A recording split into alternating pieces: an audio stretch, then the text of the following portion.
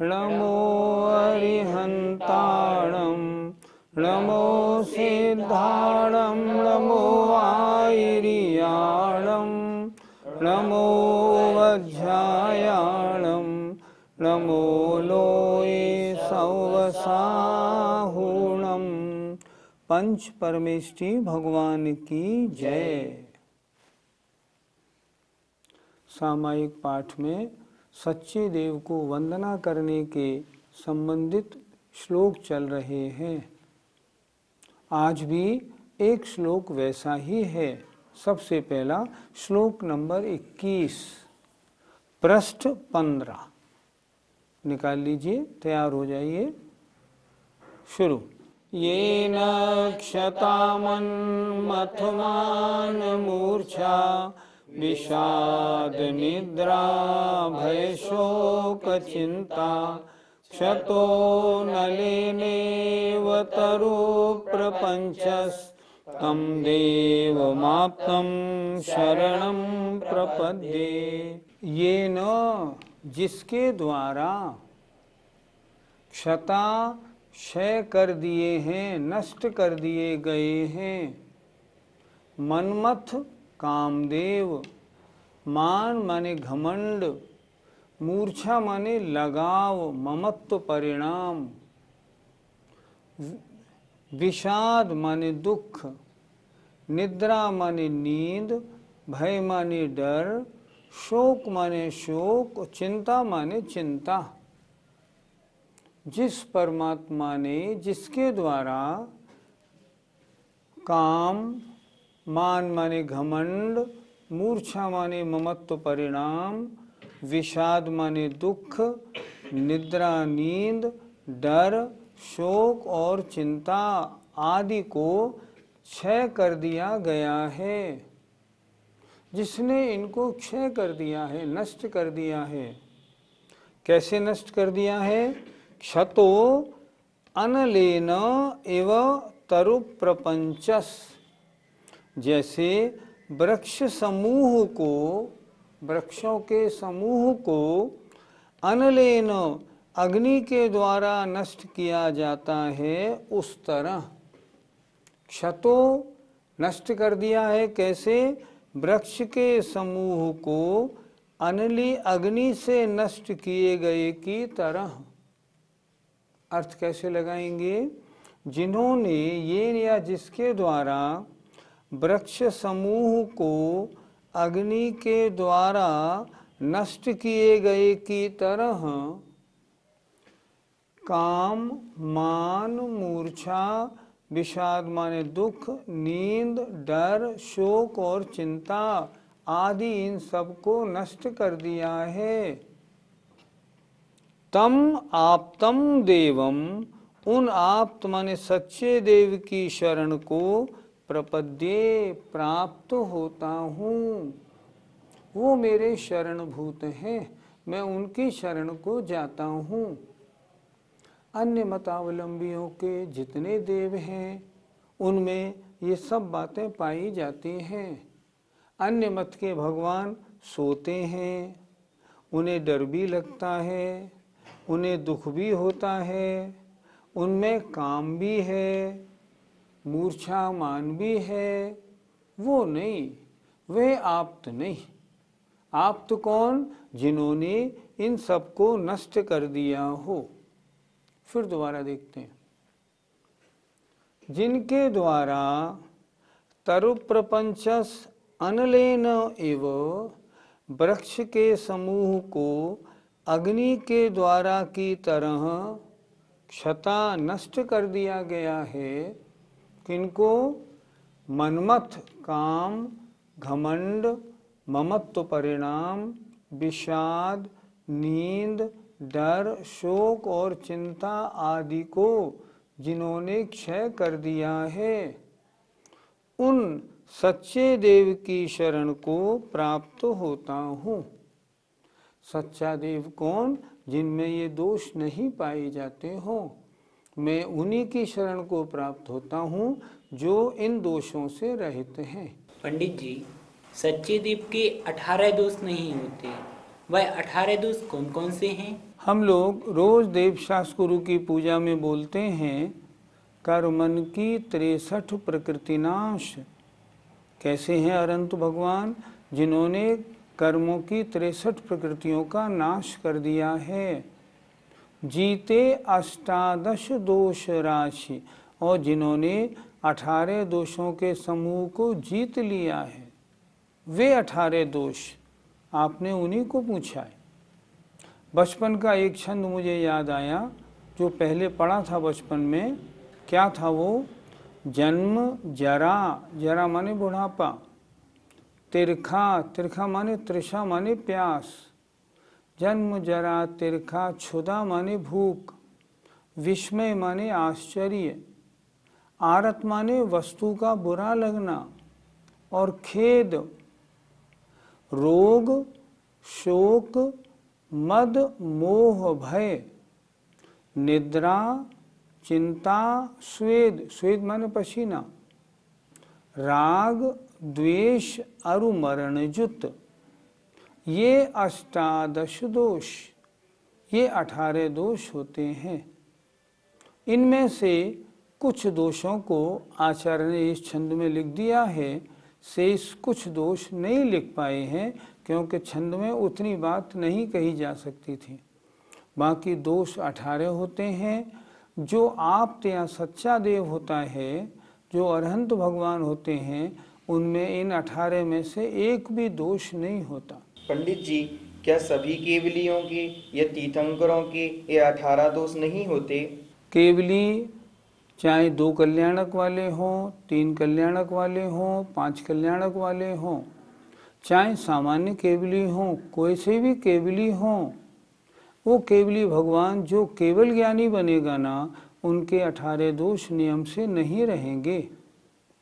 क्योंकि ये 18 दोष जो हैं, इनका मूल कारण है घातिया कर्म, और घातिया कर्मों के नष्ट हो जाने के बाद फिर इन 18 दोषों का क्या काम।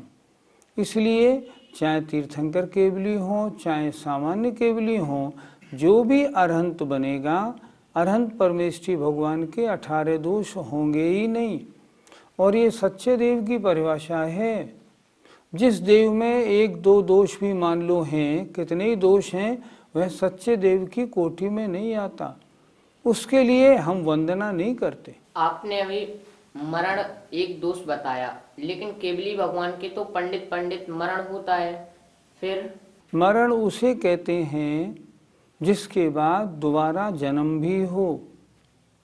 अगर मरण हुआ, शरीर तो छूटेगा, शरीर छूटने का नाम मरण है, लेकिन शरीर छूटना संसार का कारण नहीं। शरीर छूटना दोष नहीं, वो तो नियामक है। शरीर तो छूटेगा ही छूटेगा, लेकिन एक मरण होने के बाद पुनर्जन्म हो, पुनर्मरण हो, पुनर्जन्म हो, पुनर्मरण हो, वो मरण दोष है। यहाँ जो कहा गया कि राग देश और मरणजुत, मरण उनके नहीं होते, तो ये मरण का मतलब है अब ये केवली भगवान सीधे सिद्धालय में जाएंगे, इनका पंडित पंडित मरण होगा, लेकिन उसके बाद ना जन्म होगा ना मरण होगा। इसलिए ऐसे सिद्धपद प्राप्ति वाले शरीर छूटने को हम मरण नहीं मानते, लेकिन शरीर छूटा है इसलिए मरण कहते हैं। मरण वो है जिसके बाद जन्म हो।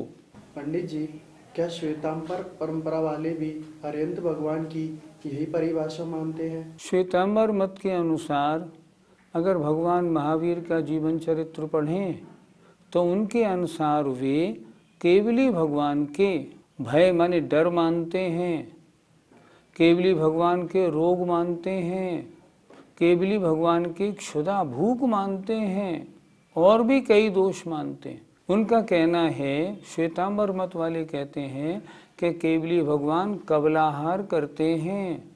क्यों? क्योंकि उनको भूख लगती है।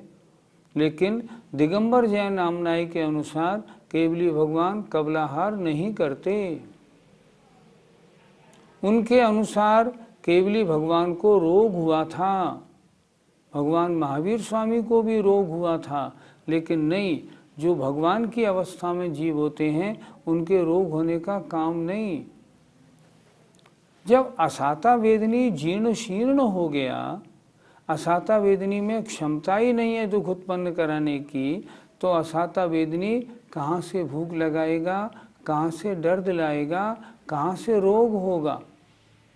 लेकिन फिर भी मालूम नहीं क्यों उनके यहाँ जो भगवान महावीर का जीवन चरित्र है उसमें भगवान महावीर को केवली अवस्था में रोग भी हुए, डर भी लगा, भूख भी लगी और भी कई दोष माने हैं उन्होंने, लेकिन वो परिभाषा सच्चे देव की नहीं है। यहाँ पर अग्नि और वृक्ष का उदाहरण देने से क्या तात्पर्य है? जैसे जंगल हो, सूखे वृक्ष हैं और जंगल में आग लग जाए तो वो जंगल उन सारे वृक्षों को नेस्त नाबूद जड़ से ख़त्म कर देता है, आपको एक डाली देखने को नहीं मिलेगी।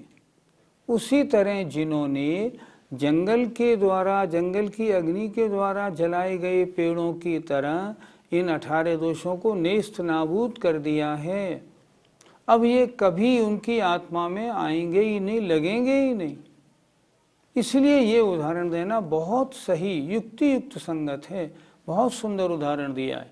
मतलब जहाँ संपूर्ण समाप्ति हो जाए उसके लिए उदाहरण देना बिल्कुल योग्य है। सामायिक पाठ के अंतर्गत वंदना का प्रकरण पूरा हुआ। अब विषय शुरू होता है, कैसा आसन होना चाहिए जो सामायिक अच्छी मानी जाए। देखें श्लोक नंबर 22। न संस्तरोष्मा न तृणम न मेदिनी विधान तो नो फलको विनिर्मित यतो निरस्ताक्ष कषाय विद्विष सुधी विरात्मयी वसुनिर्मलो मत। सामायिक के लिए कैसा आसन हो जो अच्छी सामायिक लगे। लिख रहे हैं आचार्य, न संस्तरः, कोई दरी आदि का आसन, चटाई आदि का आसन, स्मा, पाषाण का आसन, न तृणम, न कोई घास फूस का आसन, न मेदनी, और पृथ्वी पर बैठकर सामायिक करना। अर्थात आसन दरी चटाई का या पाषाण का कोई फलक हो वो, न तृणम न घास फूस, न मेदनी माने पृथ्वी। विधान तो विधान रूप से सामायिक के ये आसन नहीं हैं, और न फल को विनिर्मित बनाया गया। फलक माने काष्ठ का फलक माने लकड़ी का तख्त, लकड़ी का तख्त भी सही आसन नहीं है। फिर देखें एक बार, विधान रूप से सामायिक का आसन ना तो संस्तर है, संस्तर माने दरी चटाई आदि, ना अस्मा न पाषाण है, ना तृण माने घास फूस है, और ना पृथ्वी है। मैं दरी के ऊपर बैठ के सामायिक करूँगा तो अच्छी सामायिक होगी, मैं पत्थर के ऊपर बैठ के सामायिक करूँगा तो अच्छी सामायिक होगी, नहीं ऐसे नहीं होती। फल को भी निर्मित बनाया गया कोई काष्ठ का फलक माने तख्त हो, ये भी आसन नहीं है। क्योंकि विद्वानों ने कौन सा सामायिक के लिए किसको उचित माना है? निरस्त माने रहित, दूर कर दिया है। अक्ष माने इंद्रियां, और कषाय रूपी विद्विषह शत्रुओं से जिन्होंने, किसको? अपनी आत्मा एव, अर्थात रहित इंद्रिय विषय और कषाय रूपी शत्रुओं से रहित आत्मा ही सुधी बुद्धिमानों के द्वारा सुनिर्मलो मतः परम पवित्र आसन या साधन माना गया है। सामायिक कहाँ अच्छी होगी? जहाँ आत्मा में 5 इंद्रियों के विषय और कषाय रूपी शत्रु नहीं होंगे। जो आत्मा 5 इंद्रियों के विषय कषायों से रहित है, वह है सामायिक का असली आसन। हम किसी के ऊपर बैठ जाएं, आसन पे, चाहे दरी चटाई पे बैठें, चाहे पत्थर के पे बैठें, घास फूस पे बैठें, पृथ्वी पे बैठें, कोई लकड़ी का तख्त बनाया हो उस पर बैठें, विधान रूप से वे सामायिक के आसन नहीं हैं। सामायिक का आसन तो अक्ष माने इंद्रिय और कषाय रूपी शत्रुओं से रहित आत्मा एवं आत्मा ही सुधी भी विद्वानों के द्वारा निर्मल आसन माना गया है। इसलिए अगर अच्छी सामायिक करनी हो तो अपने मन में से राग द्वेष आदि को दूर कर दो। सामायिक बहुत अच्छी होगी, आसन की कोई चिंता नहीं। पंडित जी, सुनते हैं कि कुश के आसन पर बैठकर अच्छी सामायिक होती है, क्या ये सही है? और ऐसा भी तो सुनते हैं कि लकड़ी का तख्त अच्छा हो उस पर सामायिक अच्छी होती है। पर मैं पूछता हूँ, कुश का आसन हो या लकड़ी का तख्त हो, अगर बैठे सामायिक करने वाला और उसका मन पंचेंद्रियों के विषयों की ओर अगर जा रहा हो तो क्या सामायिक अच्छी मानी जाएगी? नहीं मानी जाएगी। ये जो बहिरंग वस्तुएं हैं, ये वस्तुएं सामायिक का साधन नहीं हैं। सुनते हैं पहले, कहीं कहीं लिखा भी मिलता है कि आपको नमोकार मंत्र की माला जपनी हो और अगर माला आपने कपड़े की ले ली सादा, पुण्यबंध कम होगा। अगर माला चांदी की है तो ज़्यादा पुण्यबंध होगा, सोने की है तो और भी ज़्यादा पुण्यबंध होगा, और अगर मान लो मणियों की है तो बात ही क्या है, बहुत पुण्यबंध होगा। लेकिन विचारें जरा, आपने सोने की माला ले तो ली और आपके मन में कषाय या पंच इंद्रियों के विषय हैं, तब माला क्या करेगी? कुछ नहीं करेगी। माला कैसी भी हो, माला जो है वो जाप की विधि नहीं।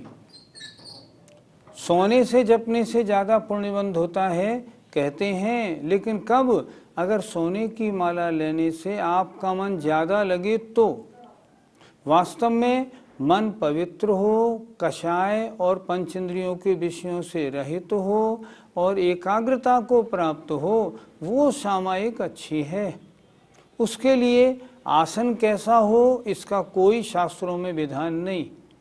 आचार्य तो ये कहते हैं हमें नहीं मालूम, जैसे बने तैसे अपनी आत्मा को पंचेंद्रियों के विषयों कषायों से रहित कर लो और प्रभु की भक्ति, आत्मा का ध्यान, चिंतन करो। ये सामायिक तुम्हारी श्रेष्ठ है। आसन हो या नहीं हो, धरती पे बैठ जाओ, उसकी कोई बात नहीं। इसलिए कीमत आसन की नहीं है, कीमत उस आत्मा की है जिस आत्मा में पंचेंद्रियों के विषय और कषायें नहीं हैं। क्या सामायिक पद्मासन या खड़गासन से ही होती है? सामायिक के आसन तो 2 ही बताए हैं, या पद्मासन या खड़गासन। लेकिन अगर मान लो तबीयत खराब हो जाए और बैठ न सके, वृद्धावस्था हो, तब क्या होगा? तब सामायिक लेट के भी हो सकती है।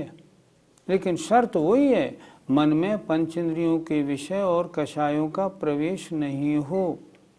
कीमत शरीर के आसन की नहीं, कीमत आत्मा की विशुद्धि की है। आत्मा जितनी विषय कषाय और पंचेंद्रियों के विषयों से कषायों से दूर होगी, आत्मा उतनी पवित्र होगी, उसकी सामायिक या उसकी जाप उतनी उत्कृष्ट मानी जाएगी। इसलिए हमेशा आत्मा को पवित्र बनाने का उपाय करें, ऊपरी निमित्तों की ओर ज़्यादा ध्यान ना दें। पंडित जी, कैसी आत्मा सामायिक की योग्यता रखती है? द्रव्य संग्रह की एक गाथा आचार्य को बहुत प्रिय है और वो गाथा हर जगह प्रयोग की जा सकती है। जैसे यहाँ देखें, गाथा है माँ मुज्जय, माँ रज्जय, माँ दुस्सह इट्ठ निट्ठ अट्ठेसु, अर्थात इष्ट और अनिष्ट पदार्थों में मोह मत करो, माँ मुज्जय, माँ रज्जय राग मत करो, माँ दुस्सह द्वेष मत करो, अर्थात संसार के जितने पदार्थ हैं तत्संबंधी राग द्वेष को आत्मा से हटा दो और मोह को भी हटा दो, मिथ्यात्व और कषाय को भी हटा दो। थिर मिच्छय जय चित्तम विचित्त झाणप्प सिद्धिये, विचित्त झाणप्प सिद्धिये, तरह तरह के ध्यानों की सिद्धि के लिए अगर तुम चित्त को स्थिर करना चाहते हो तो ध्यान के लिए क्या है योग्य? ऐसी आत्मा जो राग द्वेष मोह से रहित है, ये आत्मा वास्तव में ध्यान का योग्य पात्र है। ऐसी आत्मा अगर सामायिक करेगी मन लगेगा ही लगेगा, क्योंकि मन के भटकने का कारण है राग द्वेष मोह कषाय, पंच इंद्रियों के विषय।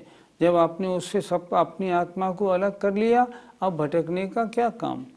और तभी सामायिक सही, पवित्र और पूरी मानी जाएगी। जी, क्या गृहस्थ ऐसा ध्यान कर सकता है? प्रश्न वही है, क्या गृहस्थ अपनी आत्मा को राग द्वेष और मोह से दूर कर सकता है? नहीं कर सकता। क्यों? गृहस्थ के पास तो संकट बहुत हैं, समस्याएं बहुत हैं, विकल्प बहुत हैं, उसे एक मिनट चैन नहीं। इसीलिए आचार्यों ने गृहस्थों के ध्यान नहीं लिखा। उन्होंने लिखा गृहस्थों के ध्यान नहीं होता, ध्यान की भावना होती है। गृहस्थ जब भी ध्यान लगाने बैठेगा या तो झोंके आएंगे या उसके दिमाग में विकल्प कूदने लगेंगे। जरा आप सोचिए, होता है कि नहीं ऐसा? होता तो है। यही आचार्य कह रहे हैं। इसीलिए गृहस्थ ध्यान का योग्य पात्र नहीं।